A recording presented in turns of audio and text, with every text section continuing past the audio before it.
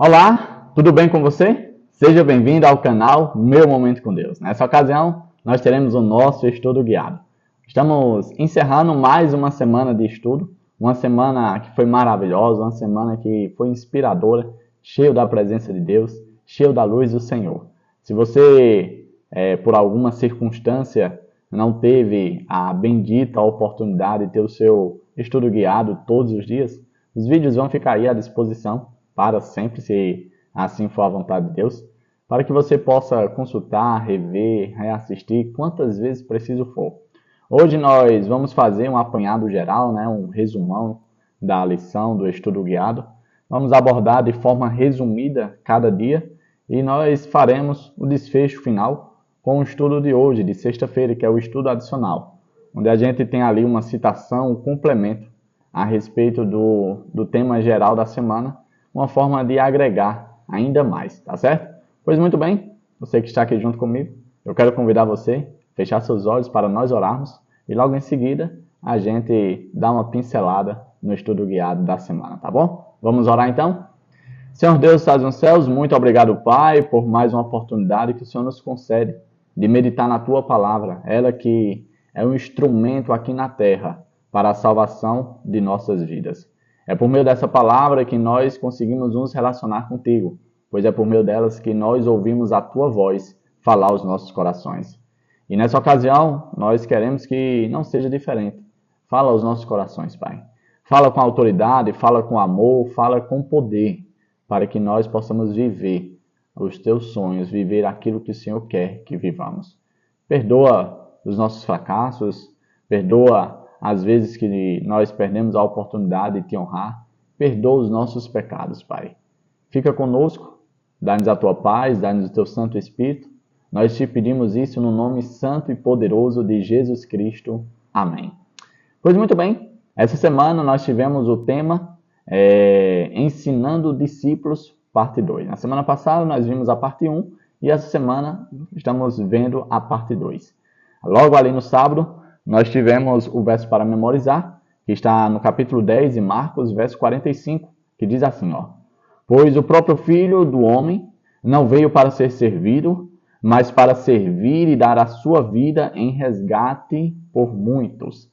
Esse texto é muito emblemático, esse texto fala do propósito de Jesus na primeira vinda em que ele esteve nessa terra. Algumas pessoas ali na época de Jesus tiveram uma visão equivocada a respeito de sua missão, a respeito do seu propósito. E, para ser mais exato, até mesmo os 12 amigos que o acompanharam, que estiveram com ele nos momentos mais íntimos da sua vida, mesmo eles tiveram, vamos dizer assim, essa ideia errada a respeito do ministério de Jesus. E isso nos mostra que nós também não estamos isentos de ter uma ideia errônea, uma ideia equivocada a respeito de Jesus. Por isso, e eu repito, por isso é importante eu e você estarmos alinhados com o estudo diário, familiarizados com a palavra de Deus, porque é somente com essa insistência, essa perseverança, que eu e você vamos chegar ao pleno conhecimento daquilo que é a vontade de Deus para mim e para a sua vida. O dia de sábado ele costuma ser uma introdução do que será abordado durante toda a semana. E ali ele apresentou a ideia geral de que nessa semana a gente vai encerrar a sessão que foi aberta na semana passada, que foi o momento em que Cristo reservou para preparar os seus discípulos, para preparar os seus amigos. Preparar para quê, Davi? Preparar para os eventos que iriam suceder àquela ocasião. Quais eram? A sua morte, a sua crucificação. Então, os discípulos precisavam estar devidamente preparados. E naquela ocasião, Cristo tomou iniciativa de conduzi-los, de mostrá-los, de ensiná-los, de prepará-los. A gente percebe que essa atenção que Cristo dá aos seus discípulos não esteve de forma exclusiva somente àquela situação, àquele momento. Essa preocupação é geral, ela se estende até os nossos dias, pois por meio dessas histórias, por meio desses ensinamentos que hoje eu e você também somos capacitados, somos preparados, somos instruídos, somos ensinados pelo nosso querido Jesus Cristo. E essa semana A introdução de sábado mostrou quais seriam os temas, né? Quais seriam os contextos bíblicos que seriam avaliados. O contexto é o capítulo 10. E ali no capítulo 10 a gente vê vários ensinamentos, várias histórias, várias, vamos dizer assim, pessoas terceiras que são incluídas no contexto para também servirem de base de ensinamento para os seus discípulos. E o primeiro ensinamento que a gente tomou conhecimento na semana foi em relação à ideia errada, à ideia equivocada, à ideia mundana que os fariseus tinham a respeito vamos dizer assim, da instituição do casamento. Eles tinham uma ideia equivocada sobre a questão do divórcio, né? A questão do casamento. O segundo ponto, o que foi apresentado, foi a questão dos pais levarem seus filhos para serem abençoados por Jesus. Qual foi a reação dos discípulos? Qual foi a reação de Jesus? O que foi que aconteceu quando isso chegou à tona? O terceiro foi a situação de um homem rico que estava interessado na vida eterna.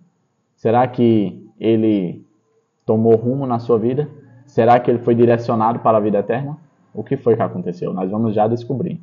E, por último, né, um cego que pede para ver. Um cego que pede para ver. Bastante interessante. Muitas lições aprendizadas foram passadas nesses dias. E como eu falei logo no início do vídeo, se você quiser ter, vamos dizer assim, de forma completa, ampla, bem minuciosa, bem detalhada, a respeito de cada estudo dos dias da semana, tem uns vídeos aí postados que estão à sua disposição. Hoje nós vamos apenas dar uma pincelada, vamos fazer um breve resumo ali de cada dia. E partindo desse ponto, nós vamos para o dia de domingo, que teve o tema O Plano de Deus para o Casamento. Os fariseus chegaram ali para Jesus e dizem, olha, Moisés no passado, ele nos deu uma lei que dava a liberdade dos maridos da carta de divórcio para as suas esposas. O que é que você diz a respeito disso? Qual é a sua opinião? E aí Jesus começa a discorrer sobre esse assunto. Só que o ponto central é que Jesus ele não se pega a essa lei dada ali por Moisés para um contexto local, para uma situação local, né, que até no dia a lição apresentou que essa lei ela foi instituída para a proteção das mulheres e com o passar do tempo ela foi banalizada a ponto de tornar as mulheres como seres descartáveis, objetificados, né? Aí Jesus, ele, ao invés de se prender a um texto isolado, ele vai para aquilo que era o plano original. E ali ele parte para o Gênesis. Como foi a instituição do casamento? Qual foi o modelo de Deus? Qual era o plano de Deus? Hoje, muitas vezes, a gente tem se apegado aos modelos humanos, aos modelos dos homens, às circunstâncias humanas. E temos esquecido do que é a vontade de Deus, o plano de Deus, o assim diz o Senhor. Porque ao invés de a gente se amparar nas soluções humanas, por que a gente não busca saber qual é o ideal de Deus? E ali Jesus apresenta, olha, no início, o Senhor criou homem e mulher. Primeiro casal, seres individuais, distintos e completamente diferentes. E ali o Senhor realizou o primeiro casamento no Éden. O primeiro casal se deu em matrimônio, se tornou uma só carne. E olha, se a gente for refletir nessa palavra uma só carne, eu te pergunto, como você consegue separar, dividir aquilo que se tornou uma só carne? Em outras palavras, é impossível. E como é que a gente hoje se atreve a se separar? Como hoje a gente considera uma opção se casar? Esse assunto é muito importante, gente. Porque com o passar do tempo, aquilo que era o ideal de Deus, aos olhos humanos, se perdeu. Hoje, a nova geração, as crianças de hoje que vão amadurecendo e crescendo, elas não crescem mais com a ideia de que deve se casar. Que quando chegar o momento certo e quando encontrar a pessoa certa, deve se casar. Não. A ideia que elas hoje têm podemos até se casar, mas o casamento irá durar enquanto der certo.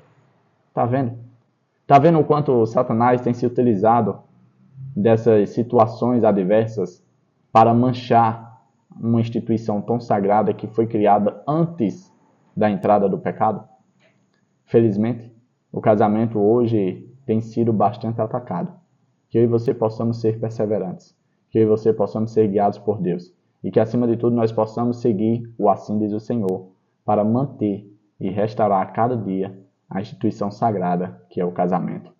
No dia de segunda-feira, nós tivemos o tema Jesus e as crianças. O contexto bíblico falou que, em um dado momento, os pais começaram a trazer seus filhos para Jesus, para que Jesus os abençoasse, para que Jesus impusesse as mãos sobre as crianças.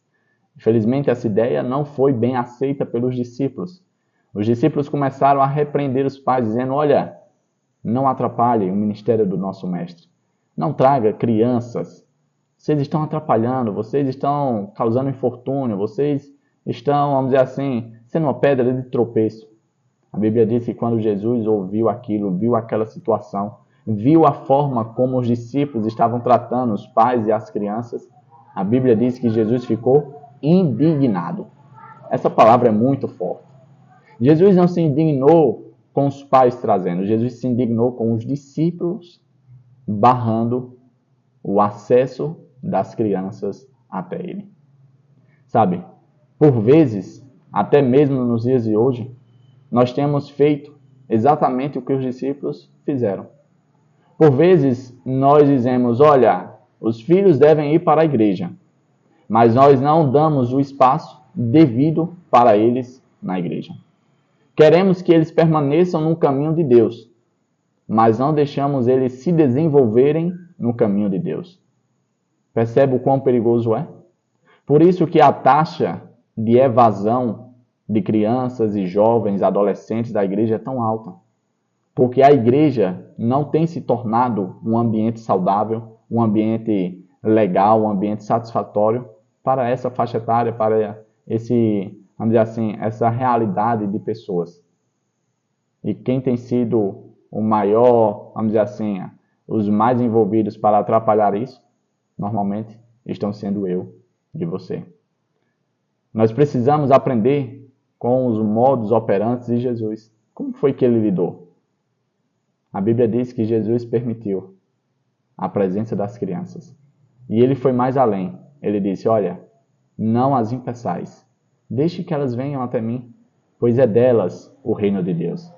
Enquanto vocês não se tornarem parecidas com elas, enquanto vocês não se comportarem como elas, vocês não poderão ver a glória de Deus, vocês não poderão entrar no reino de Deus. E quando a gente olha para a vida de uma criança, a vida da criança tem muito a nos ensinar. As crianças, elas não nutrem rancor, ódio dentro delas. As crianças são sinceras. As crianças amam de verdade. As crianças, elas são felizes, contentes, com muito pouco. Não precisa de grandes coisas para se tornarem felizes. As crianças fazem amizade com muita facilidade. As crianças são dependentes daquelas que as mantêm. Percebe quantas coisas nós devemos imitar e aprender com as crianças? Por isso Jesus disse: não as impeçais. No tema de terça-feira nós tivemos o melhor investimento. O contexto bíblico apresentado nesse dia trata-se do jovem rico, que chegou até Jesus e disse: olha, Senhor, o que eu devo fazer para herdar a vida eterna? Um detalhe importante que foi mencionado no texto. A Bíblia diz que ele chegou, se ajoelhou, adorou, reconheceu a soberania de Jesus e chamou ele de bom. Né? Interessante. As pessoas, quando querem, vamos dizer assim, serem atendidas, normalmente chegam com gracejos, chegam com elogios, né? Fala meu bom, fala meu parceiro, e aí meu grande, aquela coisa toda. E aí Jesus faz alguma reflexão. Quem você chama de bom? O bom? Só Deus. E ali começa um diálogo. O jovem pergunta: o que devo fazer para herdar a vida eterna? E Jesus pergunta se ele tem obedecido os mandamentos de Deus. E aqui, normalmente, as pessoas se utilizam desse contexto para dizer que para se salvar, precisa guardar os mandamentos. Né? Como se fosse um pré-requisito. Na verdade, não é bem isso. O que Jesus queria evidenciar era se, de fato, aquele homem amava a Deus. Se aquele homem temia ao Senhor. Ou se existia coisas que estavam entre ele e Deus. E ali Jesus começa a mencionar os 6 mandamentos da segunda tábua da lei de Deus, os 10 mandamentos. Honra teu pai e tua mãe, não matarás, não furtarás, não adulterarás, não dar falso testemunho, e assim ele vai discorrendo. E aí o jovem diz, não, eu tenho feito isso desde a minha meninice, desde a minha adolescência, desde a minha juventude, eu faço isso, eu obedeço. E aí Jesus vai para o segundo ponto. Já que você faz isso, já que você ama o próximo, porque o resumo desses 6 é amar o próximo como a ti mesmo, venda tudo o que você tem. Se desfaça de todas as suas posses e o recurso adquirido com essas posses doe para os pobres. Ajude a causa dos necessitados. A Bíblia diz que quando aquele jovem ouviu isso, aquilo pesou no coração dele, aquilo foi difícil, foi duro. E a Bíblia diz que ele saiu desanimado, triste, com o semblante abatido, porque ele era muito rico. E, infelizmente, ele não teve forças para se desfazer dos bens materiais. E olha que Jesus, ele não simplesmente fez um pedido, mas ele garantiu algo que eu e você buscamos com tanta veemência. Ele diz, olha, quando você fizer isso, meu jovem, você vai adquirir um grande tesouro no céu. Você vai continuar rico. Não se preocupe, você continuará rico, muito rico. Você terá uma riqueza que não se perde, não se corrompe, a traça não come, o ferrugem não ataca, os ladrões não roubam. Você será rico para sempre. Depois que você fizer isso, venha aí e me siga, porque terá espaço para você entre os meus discípulos. Infelizmente, ele achou o preço alto demais para se tornar um discípulo. Será que hoje nós também não temos achado que Jesus tem pedido demais para que eu e você nos tornemos discípulos dele? Aquele homem disse que obedecia, seguia todos os mandamentos. Na verdade, ele não seguia. Ele já quebrava o primeiro mandamento de não ter outros deuses diante de Deus, pois o seu tesouro, a sua riqueza, o seu bem-estar financeiro era um Deus para ele, era um ídolo que estava entre ele e Deus. E existe um texto bastante interessante que diz o seguinte: se você não ama o próximo, você não conhece a Deus. Como ele não conseguia se desfazer dos seus bens, como ele não conseguia amar o próximo como a ele mesmo, ele não conhecia a Deus. Infelizmente, aquele relacionamento que ele tinha dito que tinha com o Senhor por meio da observância da lei, era um relacionamento falso, era um relacionamento de aparência. E fica aqui o ponto de exclamação para mim e para você, porque talvez, possivelmente, eu e você também podemos estar vivendo esse tipo de relacionamento. Eu espero que não. No dia de quarta-feira, nós tivemos o tema Vocês podem beber o meu cálice? Estava se aproximando ali de Jerusalém e no percurso Jesus para e começa mais uma vez a chamar a atenção dos seus discípulos. Diz, olha meus amigos, nós estamos nos aproximando de Jerusalém. Algumas pessoas que estavam ali com ele ficaram com medo, mas os discípulos estavam ali admirados, estavam ali, vamos dizer assim, exultantes com a aproximação de Jerusalém. Porque na cabeça deles, tudo já estava esquematizado. Eles já sabiam tudo o que iria acontecer. Na cabeça deles, Jesus seria coroado rei. E eles seriam os ministros de Jesus. Mas aí Jesus chega para eles e chama a atenção novamente para os eventos que iriam acontecer, dizendo, olha, eu serei entregue para os líderes, os sacerdotes. Eu serei entregue aos mestres da lei. Eles vão me condenar, eles vão me entregar aos gentios. Os gentios vão me açoitar, os gentios vão me cuspir, os gentios vão me desmerecer, vão me humilhar, vão me crucificar. Eu vou morrer. Eu vou morrer. E depois de 3 dias eu vou ressuscitar.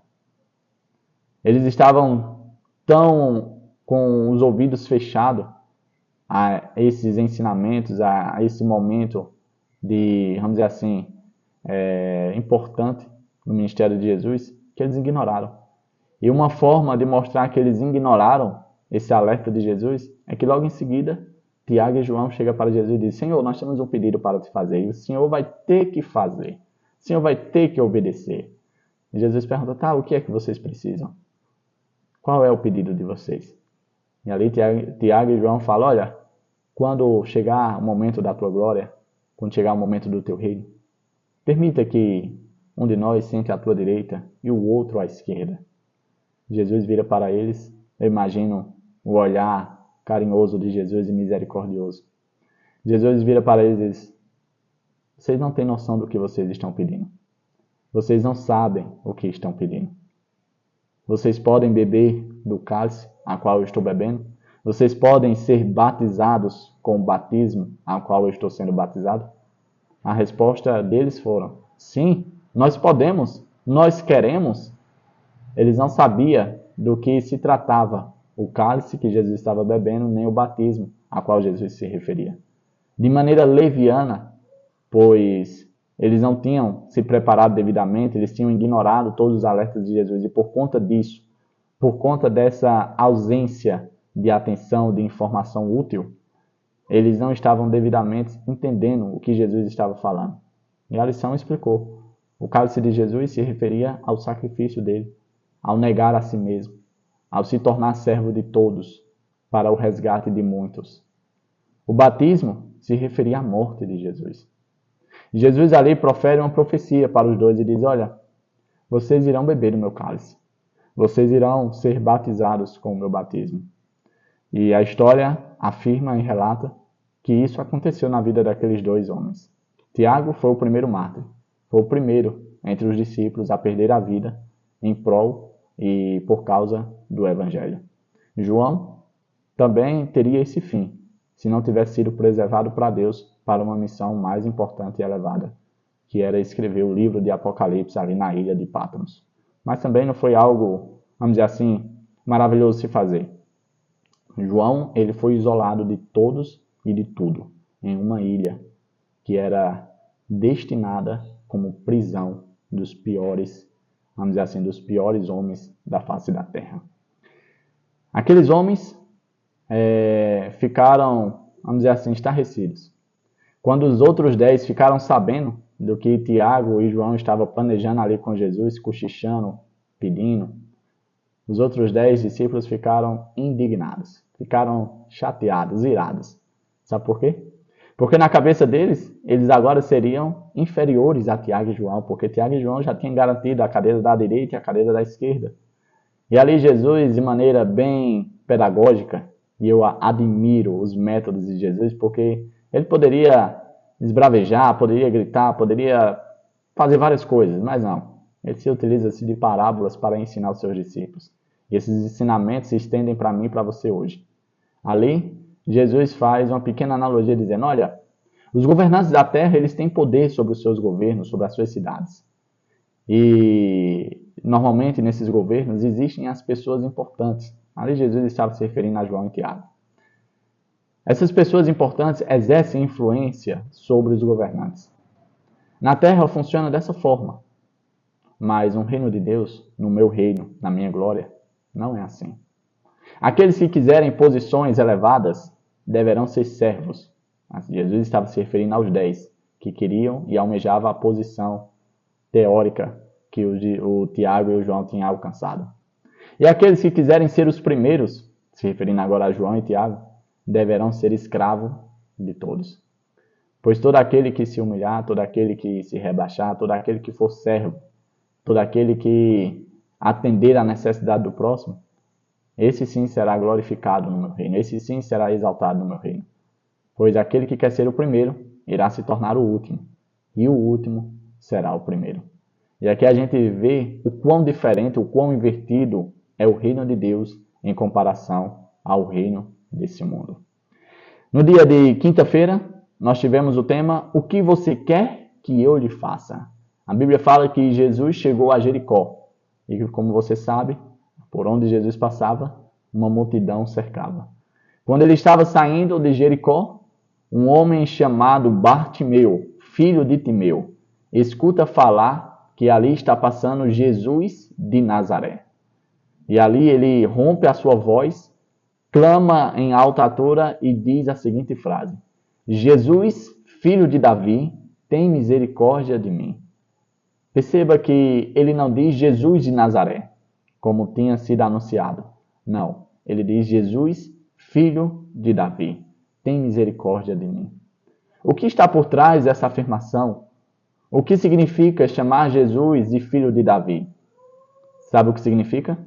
Significa que Bartimeu reconhecia que Jesus era a pessoa certa para reinar sobre o seu povo.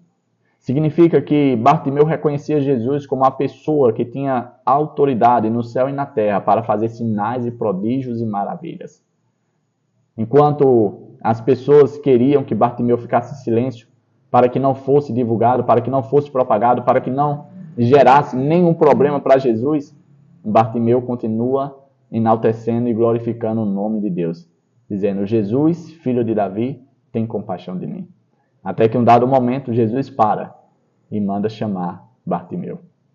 Percebe que enquanto Bartimeu não continua insistindo, Jesus ainda não tinha parado. Com certeza, Jesus já tinha ouvido o clamor daquele cego. Mas foi por meio da insistência, da perseverança, e aqui a gente vê o quão importante é ser perseverante no âmbito cristão.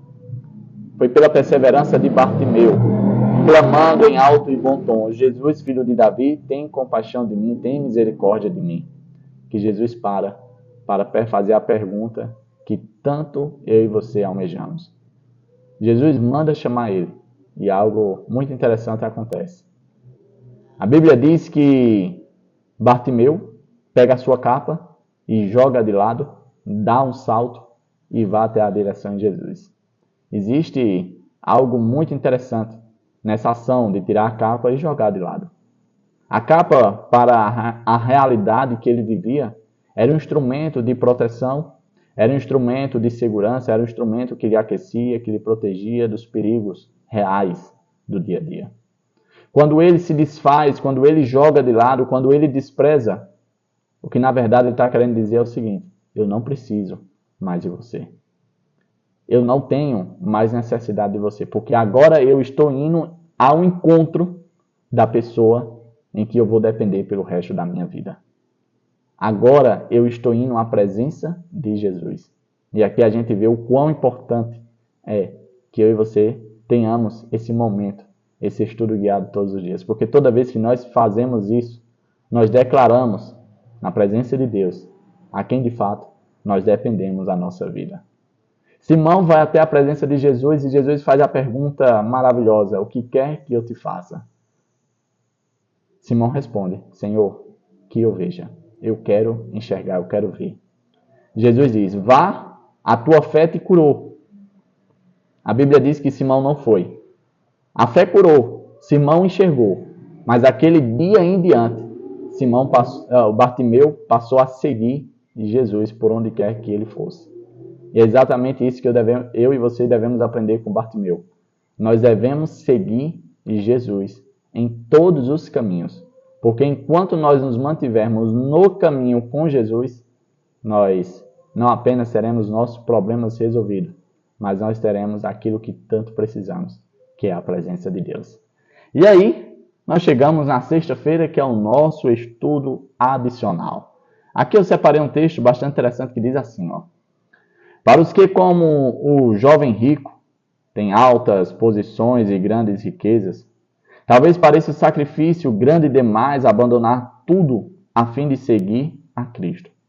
Mas essa é a norma de conduta para todos os que quiserem se tornar seus discípulos. Nada menos do que obediência pode ser aceita. A entrega do próprio eu é a essência dos ensinamentos de Cristo. Às vezes, a linguagem usada por ele, Jesus, pode parecer autoritária, porque não há outro modo de salvar as pessoas a não ser removendo as coisas que, mantidas, corromperão todo o nosso ser. Perceba que o que está em jogo, meu amigo, minha amiga, é a minha vida e a sua vida. E se preciso for ser cirúrgico, se preciso for ser doloroso, será. Se preciso for remover algumas coisas que poderão nos corromper, será removido. Se preciso for que eu e você derramemos algumas lágrimas durante o percurso que conduz à vida eterna, que eu e você choremos, pois quando nós estivermos na glória, nós vamos olhar para trás e vamos bendizer o nome do Senhor por ter nos conduzido, a despeito da forma que for, porque nada vai fazer com que aquele momento, aquele evento, perca o seu valor e a sua preciosidade na nossa vida. Eu e você queremos o céu. Eu e você queremos a salvação. E se tem alguma coisa atrapalhando, se tem alguma coisa que está entre esse momento tão almejado por mim e por você, que ele seja arrancado, que ele seja extirpado, que ele seja removido, para que a gente, muito em breve, possa não apenas ver, mas possa viver na glória e na presença de Deus. Chegamos ao fim, encerramos mais um estudo semanal. Papai do céu, continue falando aos nossos corações, continue nos conduzindo para momentos como esse. Porque o estudo guiado é uma bênção para mim e para você. O estudo guiado é a maneira pela qual o Senhor designou, separou, para que eu e você pudéssemos manter um relacionamento singelo, perfeito, harmônico e natural na presença de Deus. É isso? Que o Papai do Céu te conduza mais e mais vezes para esse momento, que você possa sentir a cada dia mais prazer de se demorar na presença de Deus, estudando a sua palavra, porque é por meio desse estudo que nós ouvimos de maneira audível a sua voz falar aos nossos corações. É isso? Até a próxima e tchau, tchau.